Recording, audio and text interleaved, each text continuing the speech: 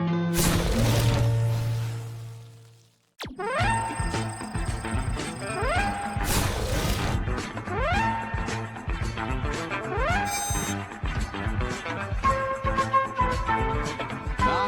preview time.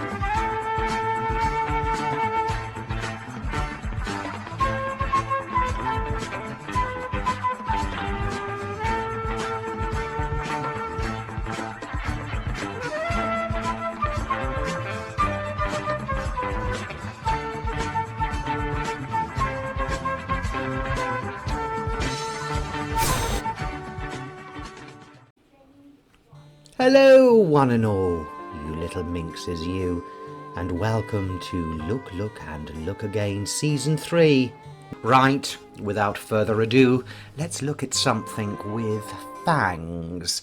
I haven't really delved into the esoteric, crepuscular and gothic world of these blood-sucking fiends of beauty.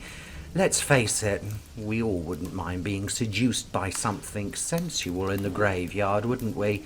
It's that composite of desecration, desire, oral fixated molar coitus, and gnashing necrosis that brings these wonderful visions to the mind of most. For hundreds of years, these creatures of the undead, lords and ladies of the underworld, have had such an allure brought to the foray by this guy, dear Bram Stoker. However, he wasn't the original. We need to look at his inspiration. On today's show, we have a history lesson that begins in Dublin, of all places, which sets the scene for my review of a film entitled Et mourir de plaisir, as it's known in France, my favourite country, but to us Westerners a little-known gem from the lens of Roger Vadim, called Blood and Roses.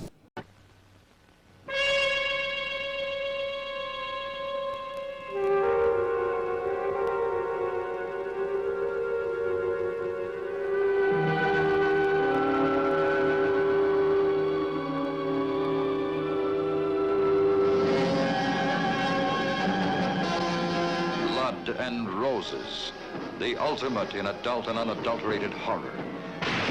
Bursting onto the screen in the most lavishly beautiful, sensationally shocking picture of modern times. Blood and Roses, starring two alluring continental beauties, introduced by Roger Vadim, the stormy genius who gave you Bridget Bardot. Annette Vadim, filling the screen with the all-pervading scent of chilling fear.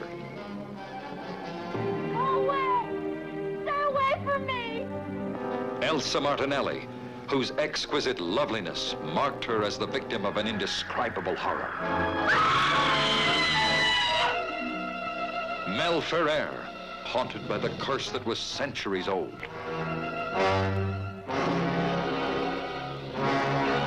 A girl whose secret is reflected in an image too dreadful for the eye to behold.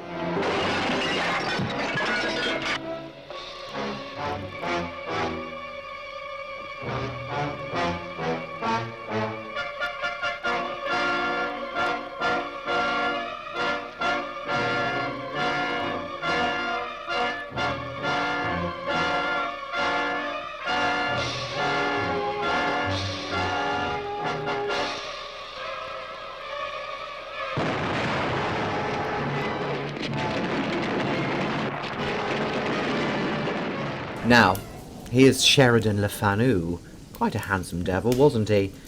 Now, not much has been adapted from Fanu's tales of the ethereal, as they should be, really, as we have all been raised on a diet of ghostly things that go bump in the night from the likes of M.R. James or Dickens. Nothing wrong in that, because they're both brilliant and they both managed to scare the bejesus out of most. Especially when we look at the ghost stories for Christmas, that strain of television programming that happened at Yuletide in the 1970s. But Fanu provided us with a wealth of yarns steeped in gothic romance, and provided plenty of dark malevolence which dribbled from his quilled nib. Lefanu penned a tale called Carmilla, which has not only influenced Stoker's eponymous Dracula, but provided the foundations for a wealth of vampirific yarns, especially from the Hammer House of Horror, whose Karnstein trilogy of treats, such as The Vampire Lovers in 1970, Lust for a Vampire in 1971, and Twins of Evil in 1972.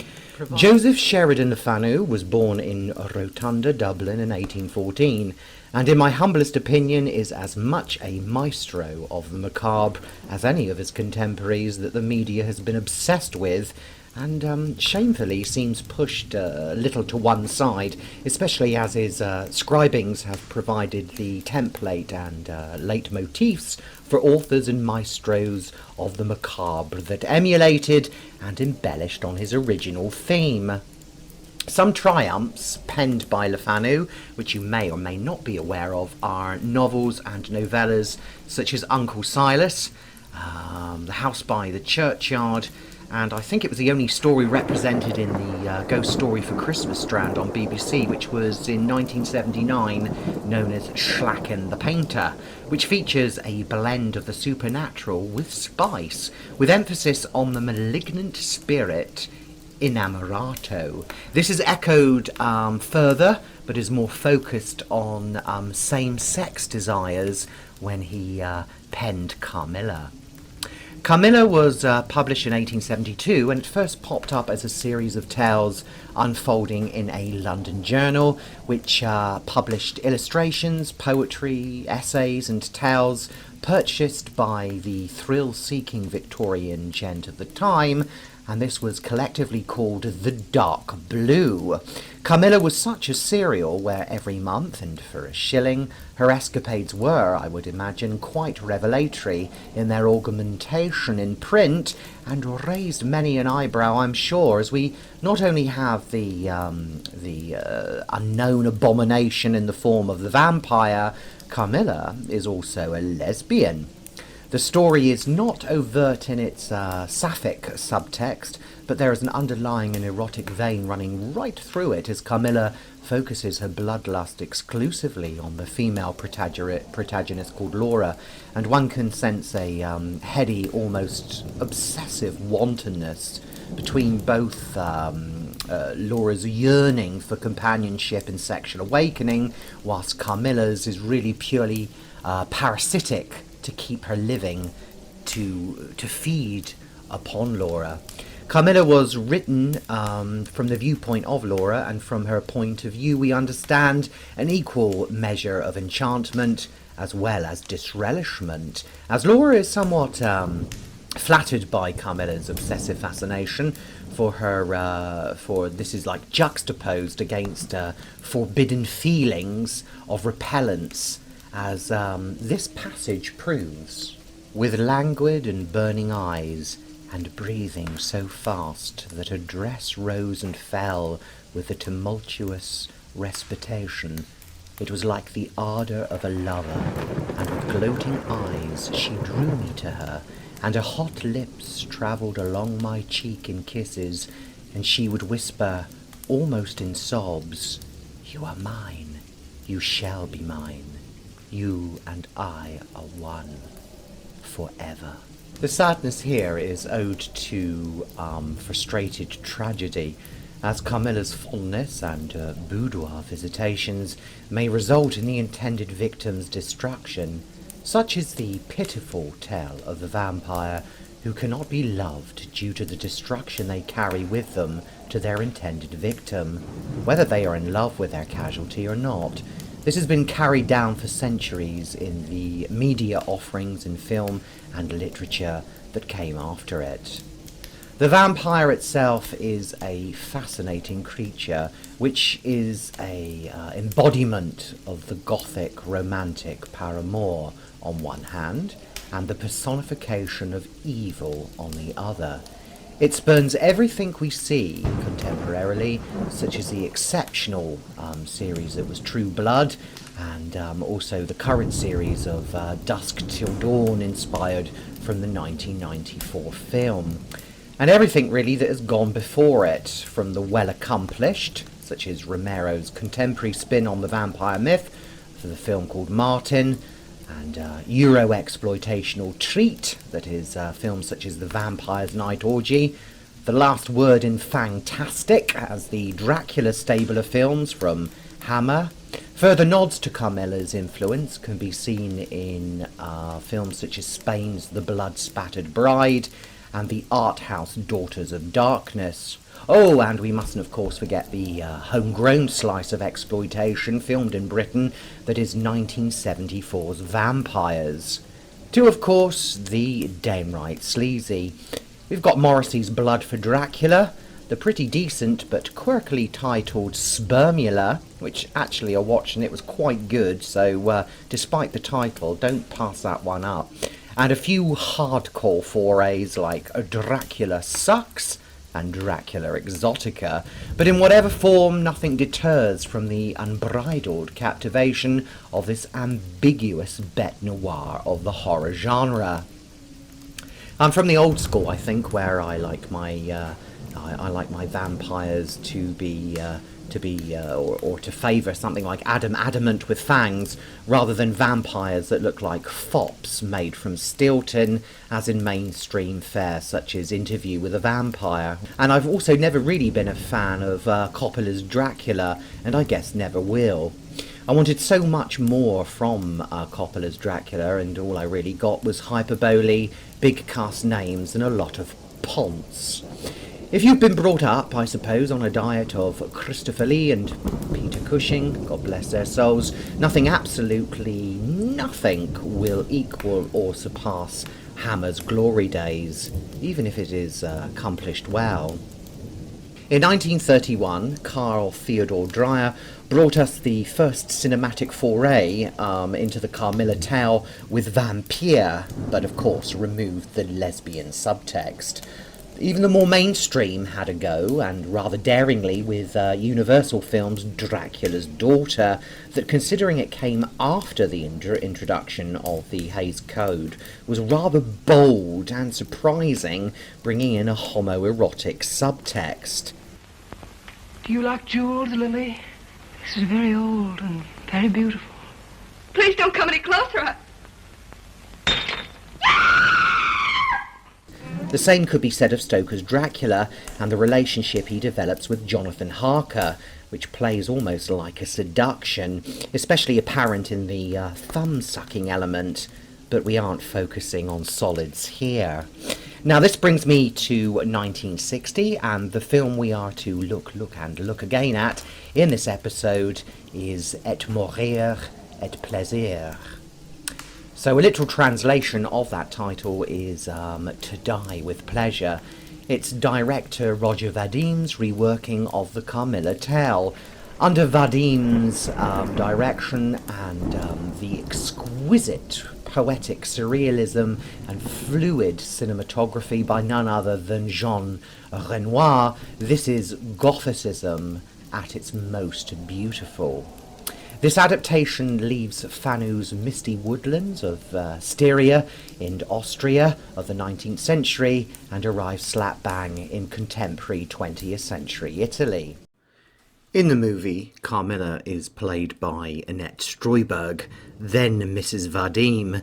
You find Roger Vadim as a director often uses his current squeezes as his muses, using the celluloid art form as a springboard for their beauty, thus becoming his muse. I mean, we could look at Brigitte Bardot in the exemplary L'Histoire Extraordinaire, and Jane Fonda in Barbarella. I adore that film. Anyway, Carmilla harbours slight envy towards her cousin Georgia, and Georgia is played by actress Elsa Martinelli, who was known at the time as the Italian Audrey Hepburn.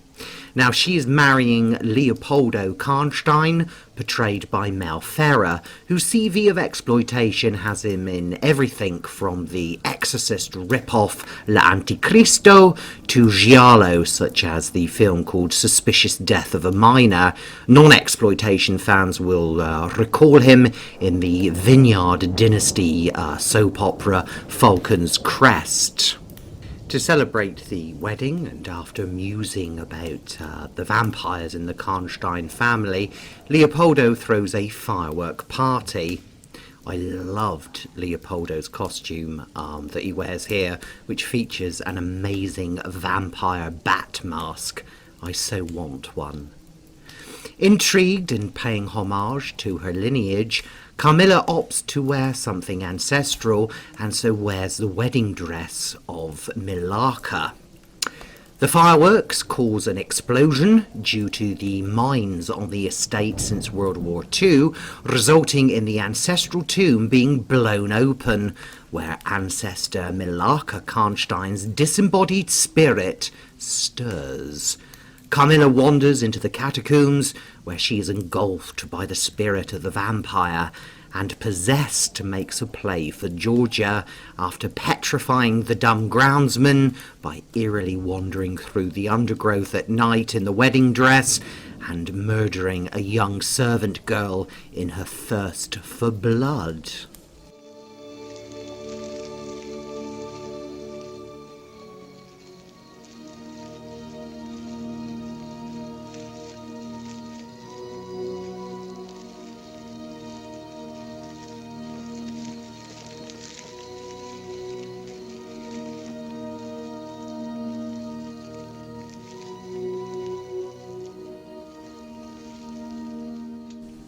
Her true object of desire, of course, is the bride-to-be, poor Georgia, but will she be triumphant in her seduction, and is vampirism real, or is it simply all in the poor girl's mind?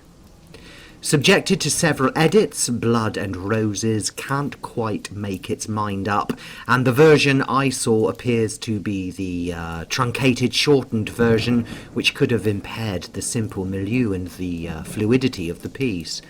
I feel this version I saw, obviously truncated, was a little hampered by the lack of this fluidity, and just seemed just a little bit slightly stilted. The story concerning the plot is simple enough, but the complexities of plot is and what is lost is made up by a truly visual feast with memorable visuals. Some of it is absolutely beautiful. With cinematography by Jean Renoir, the filmmaker behind the lens of such Gallic classic masterpieces as 1937's La Grande Illusion and La Règle de Jeu, heralded by some as some of the greatest films of all time, it's really no wonder that there are some exquisite examples of cinematography which I feel are truly lost, as this film is crying out for a pristine print worthy of the Blu-ray treatment. The glimpses, for example, of Carmilla wandering through the forest at night to scenes in a flower glass house, especially where Georgia pricks her lips only to be tenderly kissed by Carmilla, are wonderfully crafted. The film was made in and around the ruins of Hadrian's villa, adding such esprit to its slightly understated lavishness of the set piece. Another area is the use of the strong, vivid claret colorization overlay on the black and white cinematography. This is used perfectly for the scenes of surrealism, where Carmilla sees her possession unfold before her as the ethereal breaks into the contemporary realm, as well as to demonstrate the life also sucked out of the crimson bloom, heralding the presence of a vampire. Pure poetry. The best, however, is saved to the last, with imagery not out of place in a Jean Cocteau film, where glass is represented as water, causing Carmilla to slip into another realm by simply being enveloped in it as she passes a dimensional gateway, beckoned by her alleged victim swimming outside of the window. A less petrifying echo, I thought, of Salem's Lot. Not as petrifying, admittedly, because that scene is bloody scary. But I thought it was similar, nevertheless.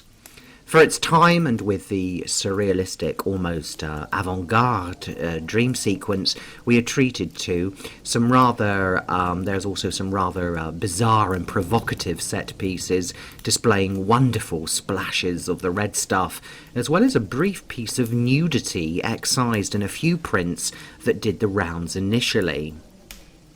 The combination of gentility with the macabre is woven in this film so well.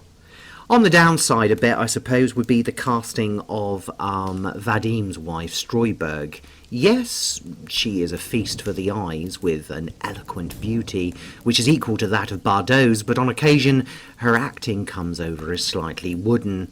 I would love to see this in the original French language to see if it comes across and translates better.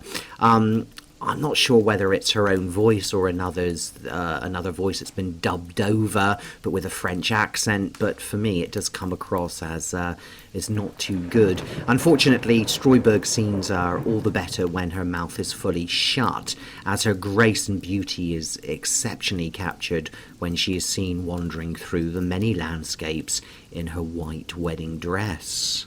White and red are used to full effect here. Purity rubs shoulders with the colour oft associated with the scarlet of sexual desire or the deepest red of danger.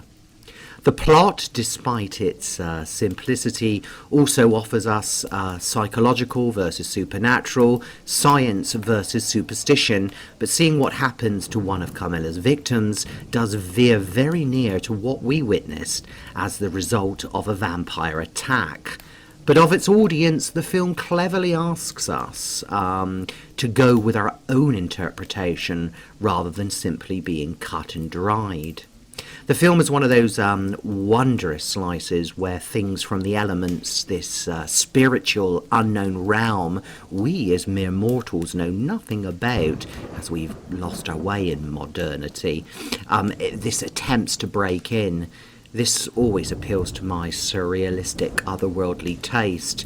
There's more than just the nose on the end of your face, dear viewer. Those of us who believe that this is it, and there is nothing more, those who don't believe in magic or mysticism because it cannot be seen, I question this because, quite simply, we can't see electricity, can we?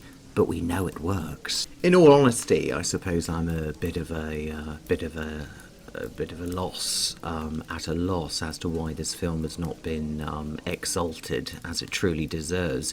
I remember at one stage it was virtually nigh on impossible to pick this up at all for my delectation, and it was only stills from this film that we had to admire. I can remember seeing it in a book of film, especially the ending, the staking sequence at the end, and it was like, wow, I've got to see this film. It was bloody difficult to pick it up. In this film there are perfect visuals, and these visuals, I suppose, also need perfect melodical accompaniment, and this is also a triumph in this film, courtesy of Jean Prodromides, which features an apt Irish harp being plucked, another layer of Empyrean enchantment. An Irish harp as well, so could it be a nod to Sheridan Lefanu, perhaps? Who knows? Currently, this print can be acquired, and this film could be acquired on DVD, but I have yet to see this version or own it, as judging by the price that is being asked on Amazon, I would give it a miss. Initially, this was distributed by Paramount Films, and I hope that this wondrous piece of ethereal poetry can one day see the light of day in a version worthy of it. Who knows, this could be an oft-overlooked classic worthy of revisiting by aficionados, not only of the cinematic art form, but also of fans of the cinematic vampires. It's sure to make most people's hemoglobin pulse with content, if it ever does. Oh, it's been an absolute pleasure to bring you this in our first Look and Look Again, Season 3. So until our next episode, keep your fangs sharp or your neck covered. Until then, Cheerio. But underneath, I am one. I am alive. Touch the stone, Carmilla. Touch the stone.